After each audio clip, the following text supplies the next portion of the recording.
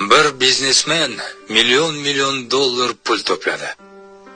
U endi ishlashni bas qilib 1 yil dunyo kezib, hordiq chiqarmoqchi bo'ldi. Ammo bu qarorga kelib ulgurmasidan uning oldida ajal farishtasi paydo bo'ldi.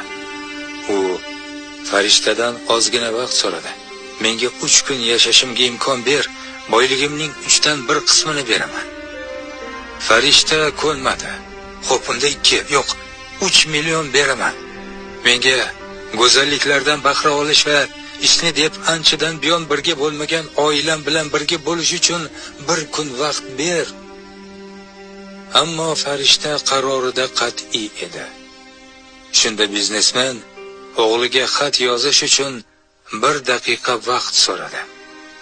Farishta unga imkon berdi.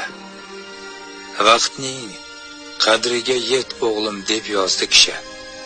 Men umrim davomida to'plagan millionlarimga hattoki 1 soat ham vaqtni sotib ololmadim.